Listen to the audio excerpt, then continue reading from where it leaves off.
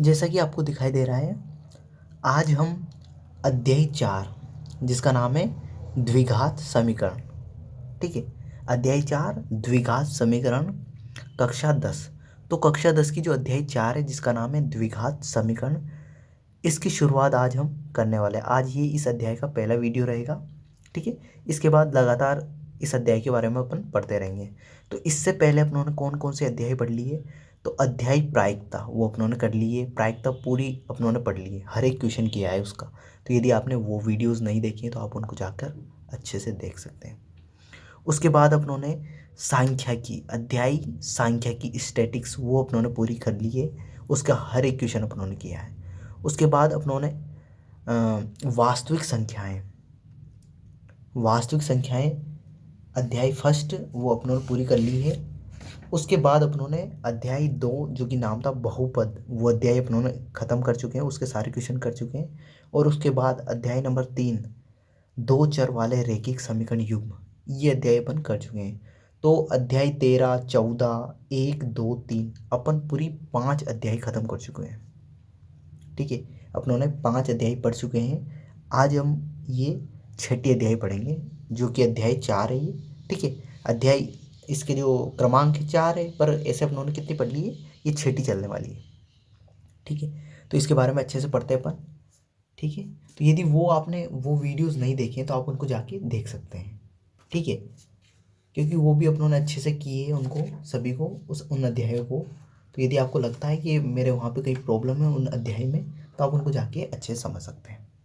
तो आज हम शुरुआत करने वाले हैं अध्याय 4 जिसका नाम है द्विघात समीकरण। तो देखो मैंने यहाँ पे कुछ लिखा हुआ है, ये क्वेश्चन है, इनके बारे में पहले जान लेते हैं ना कि द्विघात समीकरण क्या होती है, द्विघात समीकरण दिखती कैसी, कैसे पहचान है, ठीक है। तो देखो यहाँ पे समझना, पहला हर ये 4 क्वेश्चन है ये इंपॉर्टेंट है, और इस अध्याय में इन चारों के क्वेश्चन ढूंढते रहेंगे अपन, और कुछ नहीं करेंगे ना, इधर उधर इन क्वेश्चन के आंसर ढूंढेंगे अपन, ठीक है। तो देखो सबसे पहले द्विघात समीकरण होती क्या है, तो आपको ऐसे दिखाई देगा a x square plus b x plus c, ठीक है। ये जो होती है बराबर 0, ये होती है द्विघात समीकरण। ये क्या होती है, द्विघात समीकरण। तो देखो पहचानेंगे कैसे, यहाँ पे x होगा और x की अधिकतम घात 2 है, तो ये द्विघात समीकरण है।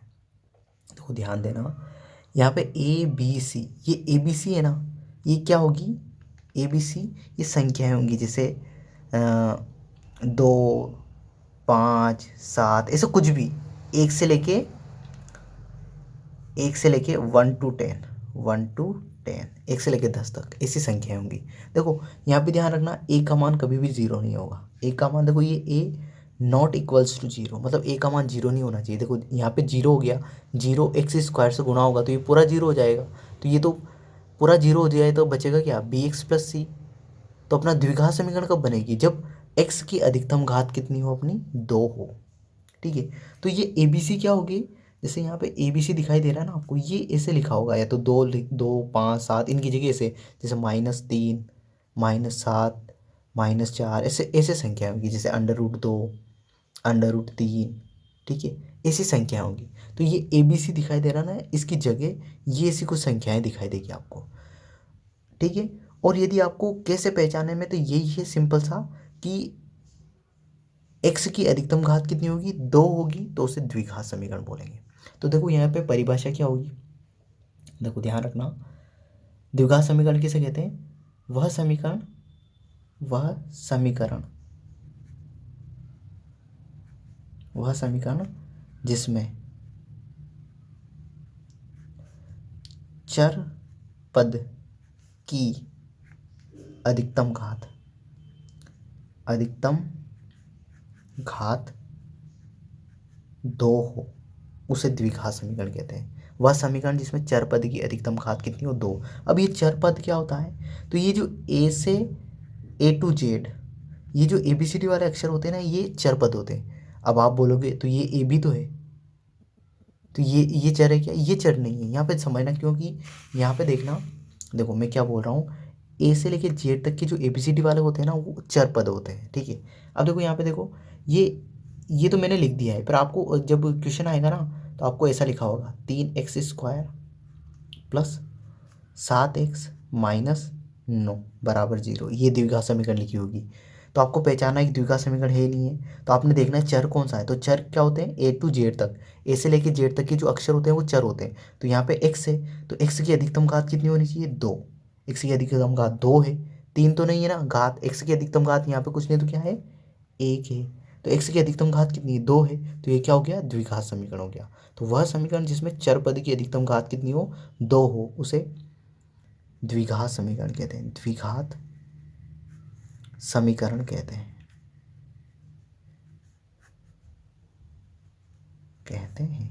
तो देखो सिंपल सा है।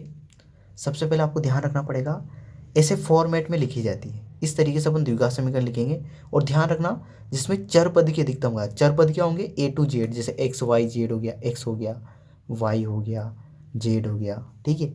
तो ऐसे आपको ऐसे भी लिख सकता है, देखो 4s² प्लस 9s माइनस 11 बराबर 0। तो मुझे बताओ ये यहाँ पे देखो 1 to 10 की जगह आप कुछ भी लिख सकते हो, जैसे यहाँ पे 100 भी हो सकता है, 99 है ना, ऐसे कुछ भी हो सकता है, ABC की जगह 48 नहीं 48 है ना, ऐसे कुछ भी हो सकता है ना।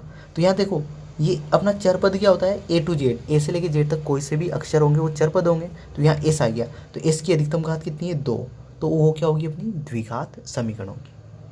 तो पहचानने का तरीका ध्यान रखना, जिसमें चर पद ऐसे ये ABCD वाले चर पद होते हैं, उसमें अधिकतम घात 2 होगी, तो वो क्या होगा, द्विघात समीकरण होगी। ये पहचानने का तरीका है, ठीक है।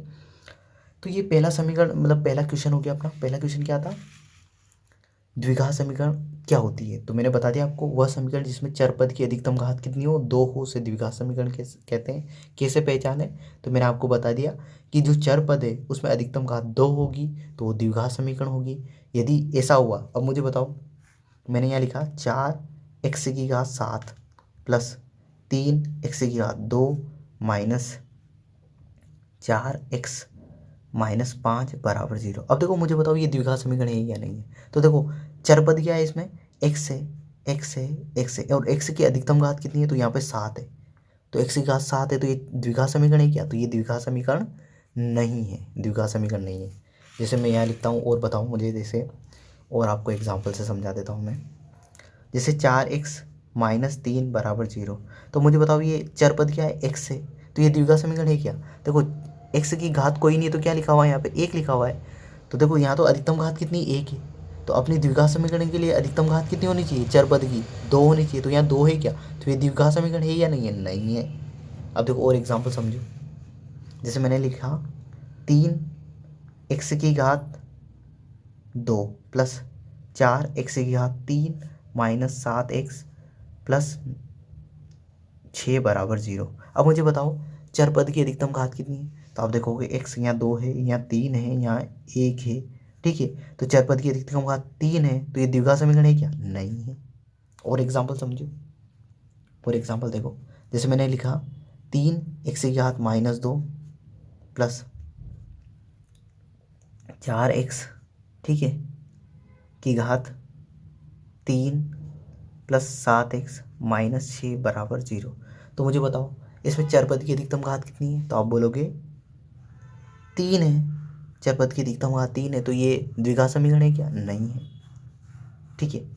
तो ऐसे पहचाना रहेगा। अब ये अपने प्रश्नावली 4.1 है ना, उसमें अपनों को पहचानना पड़ेगा द्विघात समीकरण है या नहीं है, तो वहाँ पे और अच्छे से बताऊँगा मैं आपको। तो बस अपनों ने यहाँ पे देख लिया, पहला क्वेश्चन ये था अपना। वापस पहले क्वेश्चन पे चलते हैं अपन।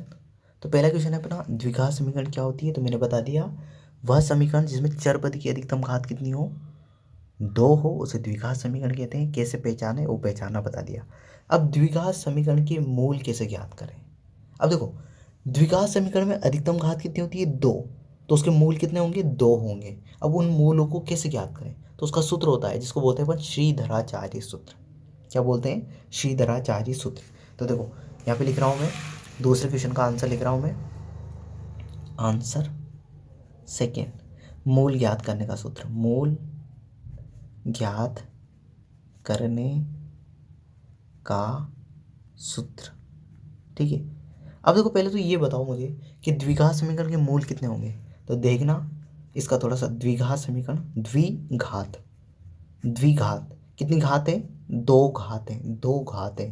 तो मूल कितने होंगे? तो मूल होंगे 2 मूल होंगे इसके, 2 मूल होंगे। द्विघात समीकरण के कितने मूल होते हैं? 2 मूल होंगे। मूल को अपन शून्यक भी बोलते हैं, क्या बोलते हैं? शून्यक, शून्यक। तो कितने शून्यक होंगे? 2 शून्यक होंगे। या तो अपन बोल सकते हैं 2 मूल होंगे, या कितने शून्यक होंगे? तो 2 शून्यक होंगे। तो द्विघात समीकरण के कितने मूल होते हैं? 2 मूल होते हैं, या अपन बोल सकते हैं 2 शून्यक होते हैं। अब मूल ज्ञात करने का एक सूत्र होता है जिसका अपन बोलते हैं श्रीधराचार्य सूत्र। क्या बोलते हैं? श्रीधराचार्य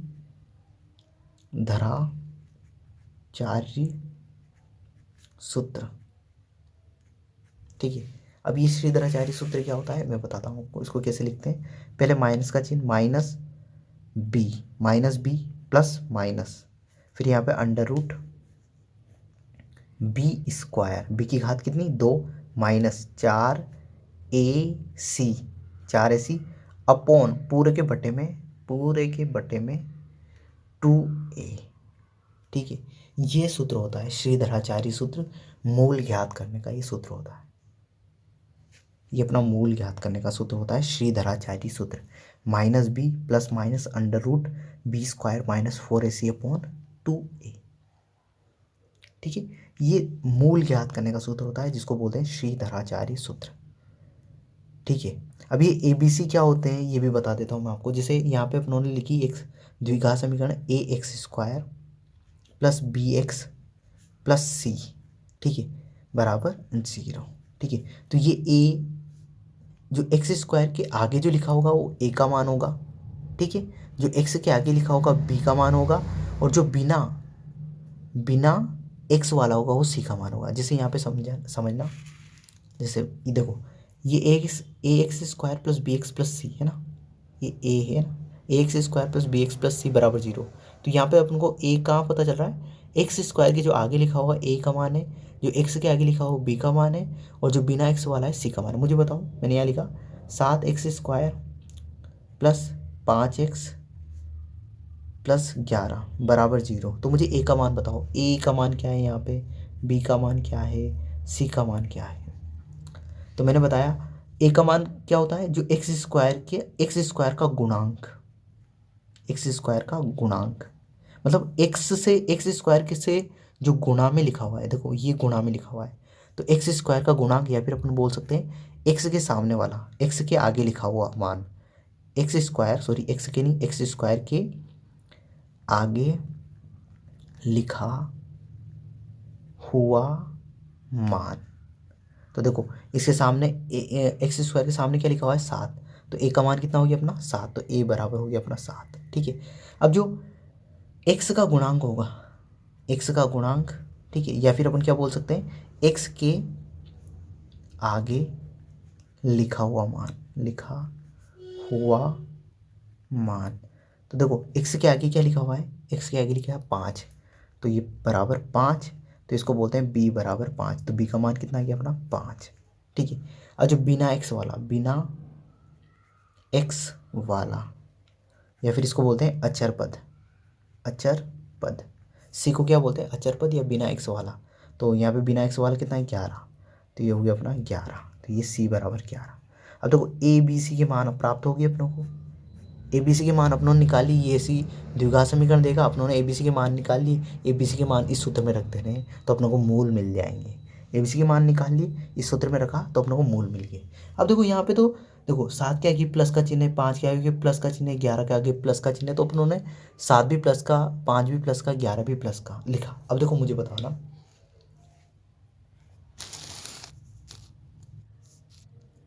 देखो मैंने यहाँ पे एक द्विघात समीकरण लिख रहा हूँ मैं, -3x square plus 5x minus 7 बराबर 0। तो मुझे a का मान बताओ, ठीक है, b का मान बताओ और c का मान बताओ। ठीक है, ये मान बताना है आपको। तो देखो a क्या बताया था मैंने? एक्स स्क्वायर का गुणांक, या एक्स स्क्वायर के आगे लिखा हुआ मान। तो एक्स स्क्वायर के आगे क्या लिखा हुआ है? 3, 3 नहीं -3, चिन्ह के साथ बताना है। तो a का मान कितना हो गया? -3। देखो b क्या होता है? x का गुणांक या x के आगे लिखा हुआ मान। तो x के आगे क्या लिखा हुआ है? 5। तो देखो 5 किसका है? प्लस का, तो ये प्लस का 5। ठीक है, और सी क्या होता है, बिना एक्स वाला या अचर पद। बिना एक्स वाला तो 7, 7 क्या की चिन्ह किसका है, माइनस का, तो ये बराबर -7।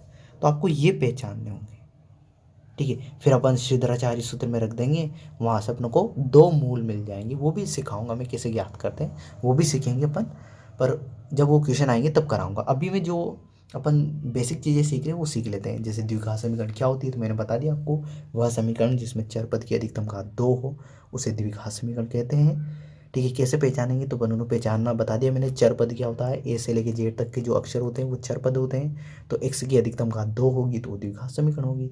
फिर मैंने आपको बताया कि द्विघात समीकरण मूल कैसे ज्ञात करते हैं, तो द्विघात, द्विघात मतलब 2 घात, 2 घात मतलब मूल कितने होंगे, 2 होंगे। और कैसे ज्ञात करेंगे, तो मूल ज्ञात करने का सूत्र होता है श्रीधराचार्य सूत्र। जो सूत्र होता है वो होता है -b plus minus under the root B square minus 4ac upon 2a। ये 2a इसके अपोन में नहीं होता है, पूरे पूरे के अपोन में, पूरे ऊपर वाला ये पूरा है ना, पूरे के बटे में 2a होता है। और ए बी सी के मान कैसे पता करेंगे, तो एक्स स्क्वायर का जो गुणांक होगा या एक्स स्क्वायर के जो आगे लिखा हुआ था मान होता है चिन्ह के साथ, वो ए का मान होता है। बी का मान क्या होता है, जो एक्स के आगे लिखा हुआ होता है या एक्स का गुणांक होता है वो बी का मान होता है। और सी का मान बिना एक्स वाला या अचर पद चिन्हों के साथ लिखना है, जो भी साइन लिखे हुए हैं वो लिखना है। अब अपन वापस आते हैं। देखो प्रश्न नंबर 1 अपनों ने सोल्व कर लिया, प्रश्न नंबर 2 सोल्व कर लिया। अब प्रश्न नंबर 3 सोल्व करते हैं, ठीक है। अब देखो यहाँ पे समझना, प्रश्न नंबर 3 है अपना,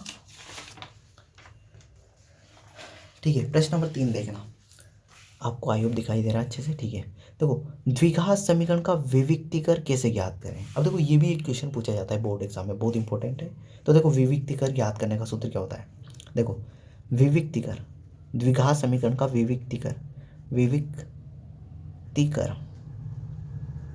इसका सूत्र होता है, देखो अपनों ने अभी मूल ज्ञात करने का सूत्र देखा ही है क्या होता है, तो अभी लिखता हूँ मैं। मूल ज्ञात करने का सूत्र होता है अपना मूल ज्ञात करने का सूत्र, ज्ञात करने का सूत्र, जिसको अपन क्या बोलते हैं, श्रीधराचार्य सूत्र। श्रीधराचार्य सूत्र उसका सूत्र होता है, श्री लिख भी देता हूँ, श्रीधराचार्य सूत्र, श्रीधराचार्य सूत्र है ना। ये देखो मूल ज्ञात करने का सूत्र होता है जिसका नाम है श्रीधराचार्य सूत्र, और वो सूत्र होता है अपना, देखो -b plus minus under the root B square minus 4ac upon पूरे के बटे में अपॉन 2a, ठीक है। ये अपना होता है मूल ज्ञात करने का सूत्र श्रीधराचार्य। अब जो ये जो इस अंडर द रूट के जो अंदर लिखा हुआ होता है ना, ये वाला मान, ये वाला मान, इसको बोलते हैं विविक्तीकर। इसको क्या बोलते हैं, विविक्तीकर। तो विविक्तीकर को डी से दर्शाते हैं, इसको इंग्लिश में बोलते हैं डिस्क्रिमिनेंट। क्या बोलते हैं इंग्लिश में, इसको डिस्क्रिमिनेंट बोलते हैं, तो डी से दर्शाते हैं इसको। तो विविक्तीकर, ये आंसर नंबर है अपना 3rd, ठीक है। आंसर नंबर 3rd का है ये। विविक्तीकर को बोलते हैं डिस्क्रिमिनेंट, इसको डी से दर्शाते हैं, और इसका सूत्र होता है डी बराबर B square minus 4ac। D बराबर क्या होता है, बी स्क्वायर माइनस 4ac। तो ये विविक्तीकर का सूत्र होता है, ठीक है। डी बराबर होता है बी स्क्वायर माइनस 4ac, ठीक है। तो देखो मूल ज्ञात करने का सूत्र ये होता है श्रीधराचार्य सूत्र, जिसको अपन बोलते हैं, उसका सूत्र ये रहा अपना, ठीक है। और जो विविक्तीकर है, डिस्क्रिमिनेंट है, उसका सूत्र होता है बी स्क्वायर माइनस 4ac। अभी ए बी सी क्या होते हैं ये मैंने आपको बताया है। ए क्या होता है, जो एक्स स्क्वायर के सामने लिखा हुआ मान, सॉरी हाँ, एक्स स्क्वायर के सामने लिखा हुआ मान ए होता है। बी क्या होता है, जो एक्स के सामने लिखा हुआ मान होता है, बिना एक्स वाला सी होता है, वो यहाँ रख देने और निकाल लेना है अपनों को डिस्क्रिमिनेंट, जिसको बोलते हैं अपन विविक्तीकर, डी का मान। ये क्वेश्चन सारे करवाऊंगा मैं, अभी बस आपको बेसिक नॉलेज दे रहा हूँ उसके बारे में। हर एक क्वेश्चन करेंगे इन सभी का, आपको बस पूरे वीडियोस को अच्छे से देखना है। अब देखो क्वेश्चन नंबर 3rd भी हो गया। अब आज का लास्ट क्वेश्चन 4th नंबर, वो देखो आप, आंसर 4th। अब देखो द्विघात समीकरण के मूलों की प्रकृति, द्विघात समीकरण के मूलों की प्रकृति। अब देखो मूलों की प्रकृति कैसे ज्ञात करते हैं अपन, देखो मूलों की प्रकृति द्विघात समीकरण के, ये द्विघात समीकरण का विविक्तीकर है ना, ध्यान रखना, द्विघात समीकरण का विविक्तीकर, द्विघात समीकरण का विविक्तीकर, द्विघात समीकरण का विविक्तीकर का सूत्र ये होता है, द्विघात समीकरण के मूलों की प्रकृति, मूलों की प्रकृति। ठीक है, इसको कैसे बताएंगे अपन, है ना, मूलों की प्रकृति कैसे होगी। द्विघात समीकरण अपनों ने मूल निकाल दिए तो उसकी प्रकृति कैसी होगी। अब देखो समझो, यहाँ से समझना, द्विघात समीकरण को मूलों की प्रकृति बता रहा हूँ। देखो इसकी जो मूलों की प्रकृति को ज्ञात करने का जो सूत्र होता है वो यही होता है, डिस्क्रिमिनेंट का यही सूत्र होता है मूलों की प्रकृति बताने का। डी बराबर होता है अपना b² माइनस 4ac। ठीक है, अब देखो इसमें क्या होता है समझना, अपनों ने यहाँ पे ABC का मान रख दिया, देखो B का मान रख दिया, A का मान रख दिया, C का मान रख दिया। ठीक है, पूरा मान रखने के बाद अपनों ने सोल्व कर लिया। सोल्व करने के बाद क्या आया, यदि ये D आया अपना 0 से बड़ा, यदि अपनों ने यहाँ पे मान रखा B, A, B, C के मान रख दी और D का मान आया 0 से बड़ा, तो मूलों की प्रकृति कैसी होगी, तो मूल होंगे अपने, मूल वास्तविक होंगे, वास्तविक, वास्तविक। ठीक है, मूल कैसे होंगे, वास्तविक होंगे। ठीक है, मूल होंगे अपने वास्तविक। आई होप आपको क्लियर हो पा रहा है। तो यदि अपना डी का जो मान है, डी का जो मान है अपना वो 0 से बड़ा आता है, जैसे यहाँ पे बी का मान रखा 4 है, ये ए और सी का मान रखा और b² में अपनों ने 4ac का मान घटा दिया, और यदि ये 0 से बड़ा आता है, जैसे मैं एक करके भी बता देता हूँ आपको, जैसे यहाँ रखता हूँ मैं, बी की जगह रखा मैंने 4, ए की जगह रखा मैंने 1 और सी की जगह रखा मैंने 3। तो देखो ABC के मान रख रहा हूँ यहाँ पे ना, तो D बराबर B, यहाँ एग्जाम्पल है ये ना, देखो B की जगह 4 तो 4 का स्क्वायर, 4 की घात 2 माइनस 4, A का मान कितना है 1 और C का मान कितना है 3, तो ये 3 है ना, तो 4 का स्क्वायर 16, 16 में 4 को 1 से करेंगे 4 और 4 को 3 से किया तो 12। अब 16 में से 12 घटाओ, तो 16 में से 12 घटाए तो कितना मान आया अपना 4 मान आया। अब मुझे बताओ D का मान कितना है 4, ये 4 0 से बड़ा है क्या, देखो जिसकी तरफ मुंह खुलता है ना वो बड़ा होता है, तो देखो डी की तरफ मुंह खुल रहा है तो ये बड़ा है किससे 0 से, तो देखो डी का मान कितना है 4, तो यहाँ 4 आया तो 4 तो 0 से बड़ा हो, तो यदि ये धनात्मक मान आता है तो मूल कैसे होंगे, वास्तविक होंगे। ठीक है, यदि डी का मान 0 के अपनों ने निकाला यहाँ पे, और यदि डी का मान 0 आ गया तो मूल कैसे होंगे, मूल बराबर होंगे, मूल बराबर होंगे, मूल कैसे होंगे, बराबर। मूलों की प्रकृति बता रहा हूँ मैं, डी का मान निकाला उन्होंने और डी का मान यदि 0 से बड़ा आता है, 0 से बड़ा, यहाँ लिख भी देना, 0 से बड़ा, 0 से बड़ा, 0 से बड़ा मतलब 1 2 3 4 5 6 7 8 9 10 है ना, वो 0 से बड़ा है तो मूल कैसे होंगे, वास्तविक होंगे। यदि डी का मान 0 आ गया तो मूल कैसे होंगे, बराबर। ठीक है, और यदि डी का मान 0 से, देखो मुंह किसकी तरफ खुल रहा है, 0 की तरफ, यदि डी का मान 0 की तरफ खुल रहा है मतलब ऋणात्मक, यदि डी का मान अपना ऋणात्मक आता है, ऋणात्मक मतलब नेगेटिव, जैसे -1 -2 -3 है ना, -7 11 -11 ऐसा कुछ मान आता है, -17 कुछ भी ऐसा माइनस में, तो मूल कैसे होंगे, मूल काल्पनिक होंगे, मूल काल्पनिक, काल्पनिक होंगे। ठीक है, अब देखो यहाँ पे रख के देखते हैं अपन, है ना, जैसे मैं बताता हूँ आपको एक दो एग्जाम्पल कर भी लेते हैं अपन, है ना, देखो कर लेते हैं, आपको भी अच्छे से क्लियर हो जाएगा। ठीक है, इसका मूलों की प्रकृति के बारे में अपन एक दो एग्जाम्पल कर लेते हैं ना। तो जैसे मैंने यहाँ पे एक समीकरण लिख रहा हूँ मैं, 4x² माइनस 3x प्लस 7 बराबर 0। ठीक है, अब देखो इसका अपने को मूल, इस द्विघात समीकरण है, इसके मूलों की प्रकृति ज्ञात करनी, क्या ज्ञात करनी है, मूलों की प्रकृति। अब सबसे पहले तो बताओ ये द्विघात समीकरण है या नहीं है, तो चर पद क्या है, x है, x की अधिकतम घात कितनी है, या तो 1 ही या 2 है, तो अधिकतम घात 2 है, तो ये द्विघात समीकरण है, बिल्कुल कन्फर्म है द्विघात समीकरण है। अब मूलों की प्रकृति ज्ञात करने का सूत्र होता है d बराबर होता है b² माइनस 4ac, ये होता है। अब मैंने आपको बताया था a का मान क्या होता है, b का मान क्या होता है और c का मान क्या होता है ना, तो a का मान होता है x के जो x² के जो आगे लिखा हुआ मान होता है, जो x² का गुणांक होता है, या x² के आगे लिखा, तो x² के आगे क्या लिखा हुआ है 4, तो a का मान कितना हो गया 4। b का मान क्या होता है, जो x के आगे लिखा है, या x का गुणांक है, x के आगे या x का गुणांक, तो चिन्ह के साथ बताना, तो चिन्ह ये देखो 3 है, पर ये चिन्ह किसका है, माइनस का, तो माइनस के 3। अब जो बिना c क्या होता है, बिना x वाला, बिना x वाला, तो बिना x वाला कौन सा है 7, तो वो चिन्ह किसके साथ, तो प्लस का 7। अब देखो इसमें रख दो, तो देखो b की जगह -3, तो ये -3 की घात कितनी ऊपर 2, -4, ए का मान कितना है, ए का मान अपना 4 और सी का मान कितना है अपना 7, तो ये 7 रख दिया मैंने, ठीक है। अब देखो -3 की घात 2 है, इसको सोल्व कैसे करेंगे, देखो -3 की घात 2, इसका मतलब होता है -3 कितनी बार गुणा है, घात कितनी है 2, तो 2 बार, तो -3 गुणा -3, देखो माइनस को माइनस से गुणा करेंगे तो प्लस, 3 को 3 से करेंगे तो 9, तो इसका मान कितना है अपना 9, ठीक है। ये माइनस का चिन्ह, 4 को 4 से गुणा किया तो 16, अब 16 को 7 से गुणा कर दो, 4 को 4 से गुणा किया तो 4 चौक 16, 16 को 7 से गुणा करेंगे तो 16 गुणा 7, 7 छंग 42 के 2 हासिल के 4, 7 एवं 7, 7 और 4 7 और 4 11 है ना, तो 112 आ गया, तो यहाँ आ गया 112। अब देखो 9 के आगे किसका चिन्ह है, कोई चिन्ह नहीं तो प्लस का चिन्ह है, और 112 के आगे किसका है, माइनस का, तो एक प्लस का चिन्ह और एक माइनस का चिन्ह हो ना, तो हमेशा क्या करते हैं, घटाते हैं, हमेशा क्या करते हैं, घटाते हैं ना, हमेशा क्या करते हैं अपन, घटाते हैं।